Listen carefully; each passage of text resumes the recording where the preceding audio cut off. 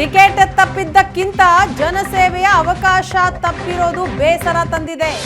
ನಾನು ಈವರೆಗೂ ಯಾವುದೇ ಸ್ಥಾನ ಕೇಳಿರಲಿಲ್ಲ. ಲೋಕಸಭೆ ಟಿಕೆಟ್ ಕೈ ತಪ್ಪಿದ್ದಕ್ಕೆ ವೀಣಾ ಕಾಶಪ್ಪನವರ್ ಅಸಮಾಧಾನದ ಮಾತುಗಳಿವು. ಜಿಲ್ಲೆಯ ಜನರ ಋಣ ತೀರಿಸಲು ಅವಕಾಶ ಕೊಡಿ ಅಂತ ಕೇಳಿದೆ.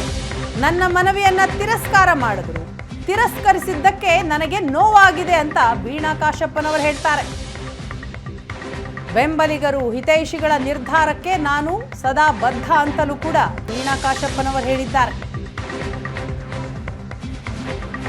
ನೋಡಿ, ಇದು ನನಗೆ ಟಿಕೆಟ್ ಸಿಕ್ಕಿಲ್ಲ ಅಂತ ನೋವಾಗೋದಕ್ಕಿಂತ ನನ್ನ ಜಿಲ್ಲೆಯಲ್ಲಿ ನನಗೆ ಸೇವೆ ಮಾಡೋದಕ್ಕೆ ಅವಕಾಶವನ್ನು ಕಸ್ಕೊಂಡ್ರು ಅಂತೇಳಿ ತುಂಬ ನೋವು ಆಗ್ತಾ ಇದೆ ನನಗೆ.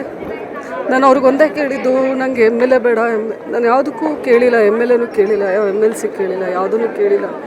ನನ್ನ ಜಿಲ್ಲೆಯ ಜನರ ಸೇವೆ ಮಾಡೋದಕ್ಕೆ, ಮನೆ ಮಗಳ ಪ್ರೀತಿಯನ್ನು ಕೊಟ್ಟಿದ್ದಾರೆ.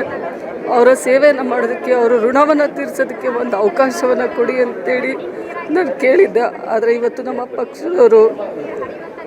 ನಮ್ಮ ಪಕ್ಷದವರು ಅದನ್ನು ಎಲ್ಲೋ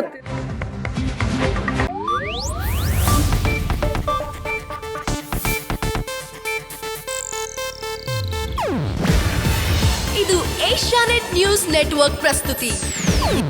ನೀವು ನೋಡ್ತಿದ್ದೀರಾ ಏಷ್ಯಾನೆಟ್ ಸುವರ್ಣ ನ್ಯೂಸ್.